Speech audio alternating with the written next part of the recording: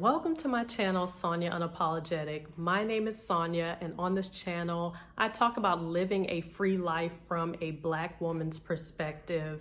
And part of my freedom journey is I've been living in Playa del Carmen, Mexico for the last 4 months. So before we go any further, like this video, subscribe to the channel. Subscribe, you guys, is free to subscribe, and hit the notification bell to be notified every time I post a video. So this video is a bit of a story time, and also I'll give you guys some taxi cab tips for if you come to visit or have an extended stay in Playa del Carmen, Mexico. This could also apply to some other cities in Mexico as well. So about a week ago, I was going to an appointment. I had about 20 minutes to get to my appointment, so I had to hail down a taxi. So it took me about 5 minutes, and finally a taxi driver stopped. I opened the door, and as soon as I sat down, he was telling me in Spanish that the price was going to be 150 pesos. I thought I heard him wrong. I thought he said 50 pesos because I knew that going from that spot to the area where my appointment was normally always 50 pesos. So I was telling him everything in Spanish. I told him no, 50 pesos. And then he finally told me in English 110 pesos. So now he's trying to negotiate. So I told him in Spanish that I live here, no, 50 pesos. And he finally told me, no, I'm sorry, 110 is the lowest I can go. So I got out of a taxi. Took me about 5 minutes again to get another taxi driver to stop. The second taxi driver, when he stopped, I got in the car. I told him where I was going.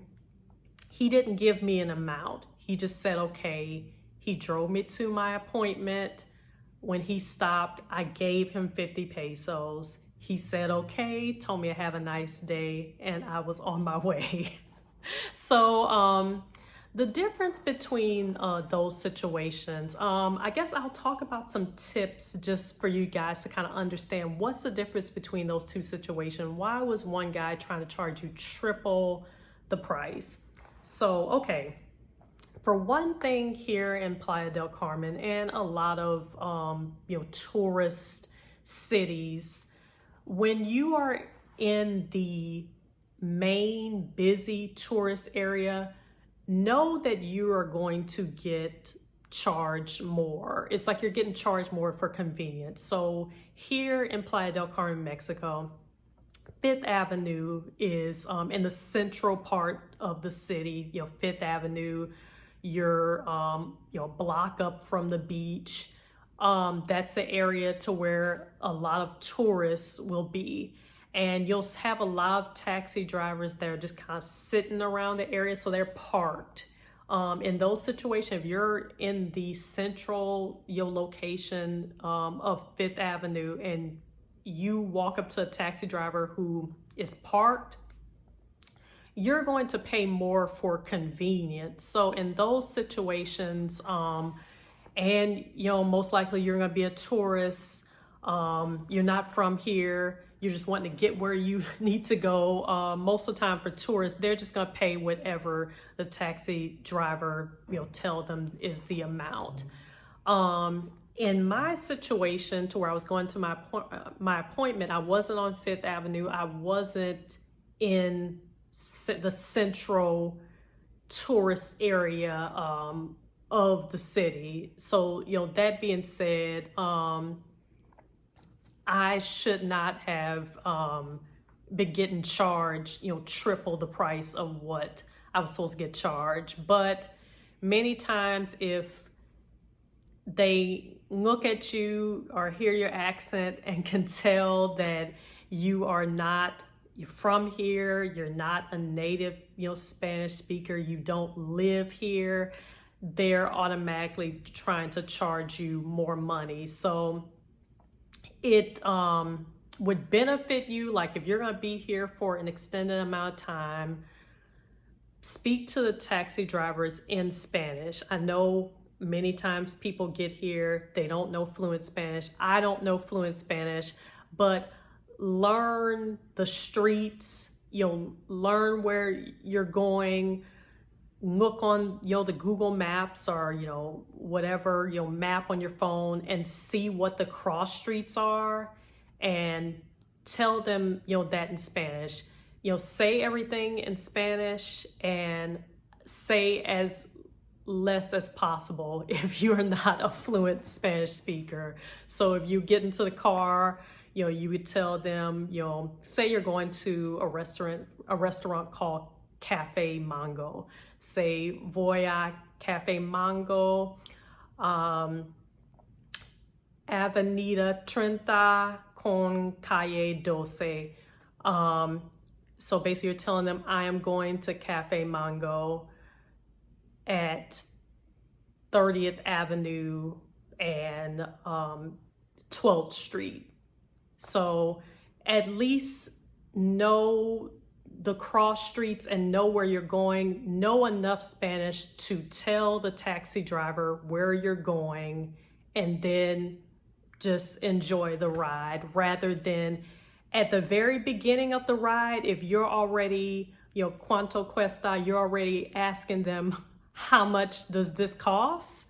Then they know that you haven't been here for a while, you just got here, you're not from around here, you don't live here. So then they're like, oh, you're asking me how much this costs. It's like, okay, so obviously you have not taken this ride several times. Okay, so now they know that they can tell you whatever. If it was supposed to be 50 pesos, they can tell you 200 pesos because you don't know.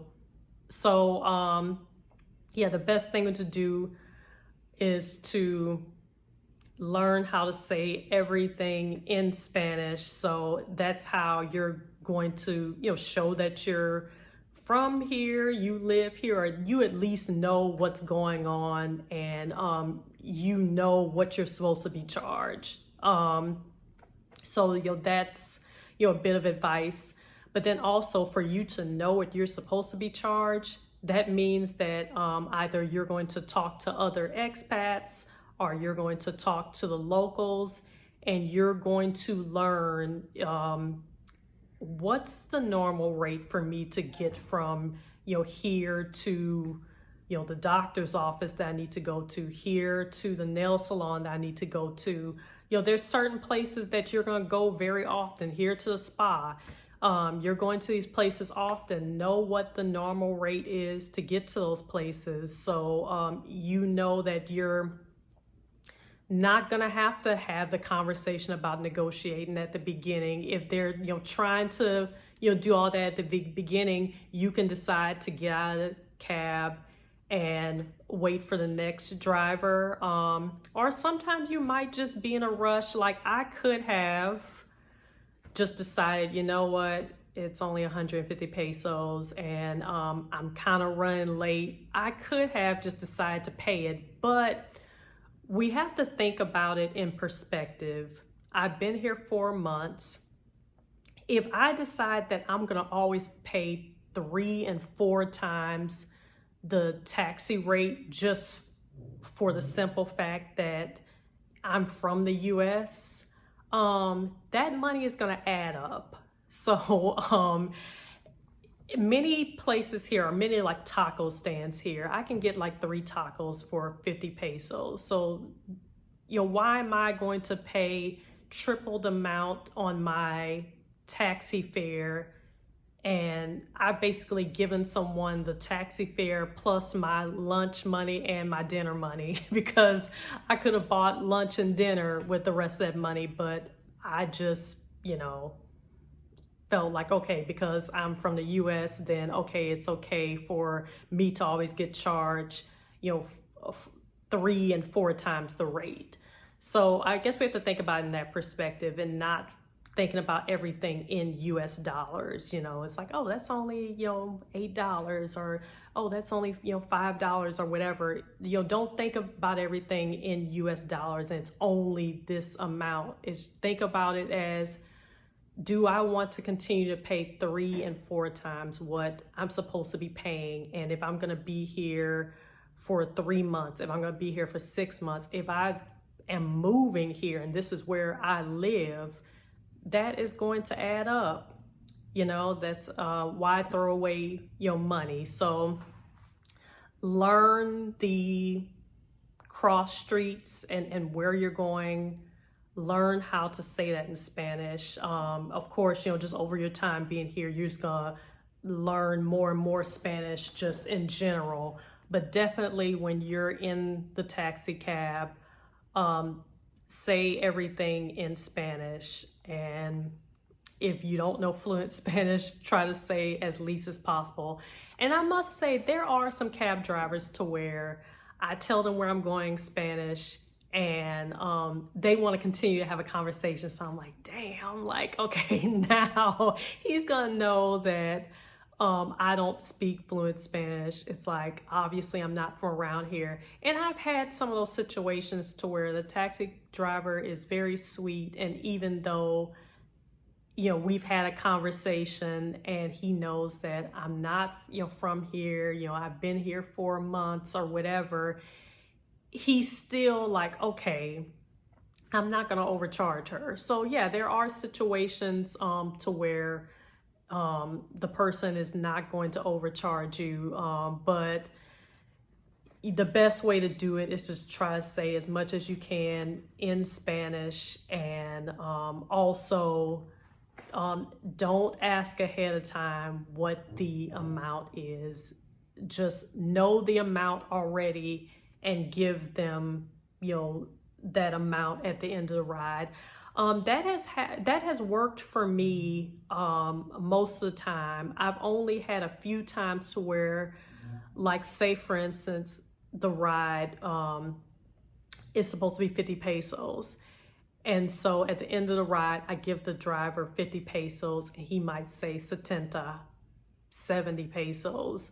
So that's been like the only, when they're not like trying to tell me the amount at the very beginning of the ride and I just give them the money at the end, there's only been a couple of times to where it ends up being a higher price than what I thought it was going to be, but not like significantly. So, you know, that's some things to try if you're going to be here for a while, just to make sure that you're not just throwing away all this extra money that you don't need to throw away. Let me see what other tips that I wanted to say.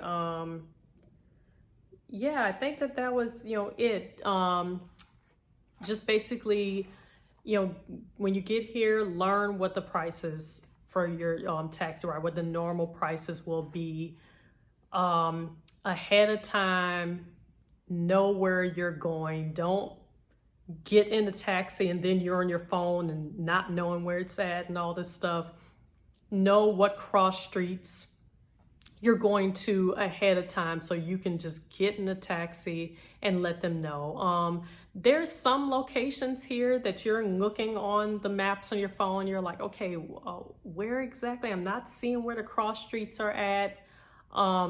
You can show them where you're going on your phone, you know, as well before, you know, time. But yeah, just make sure that before they start driving, they seem to have an understanding of where you're going, because if you're not fluent in Spanish and you don't know the area, you're not going to be able to en route try to give this person directions en route in Spanish, and you know, you're not, you know, from the area and you don't know fluent Spanish. So ahead of time, know exactly where you're going. So I hope this helps a bit. Here in Playa del Carmen, we don't have Uber or Lyft. I know in Mexico City, they have cabs as well. So I don't know if they have like the same situation of you're getting charged, you know, triple and 4 times the price if you're not speaking fluent Spanish. I don't know if that's the same thing like in Mexico City, but I guess these tips might help for any city that doesn't have any type of rideshare service. So here in Playa, we don't have any rideshare services. We only have the cabs, and we have, the Colectivo buses. And then someone today told me about moto taxis. So I guess it's like little like vehicles to where, I guess, kind of like a little motorcycle type vehicle. It's hard to explain. It's hard to explain, but they're called like moto taxis, and apparently some other countries will kind of have, those as well. So yeah, so hopefully this all helps. I'm going to do some more videos for you guys. I guess you noticed that my background is different, so I am in a new apartment, and so I want to do an update to talk about the apartment finding process and just, how that works, how I found my new apartment, and I guess just some updated tips. So be looking out for that. Like this video, get down in the comments, talk about your taxi experiences, I guess just on any vacations you've been on, or just, as an expat in a new city, just, how has it been getting around in that city? Has it been difficult, getting cabs or taking a bus, or if any of you actually have your car in your new location and you're, driving around, tell us about that situation. Subscribe to the channel, like this video, hit the notification bell to be notified every time I post a video. And that is all I have for you guys. I'll talk to you soon. Bye-bye.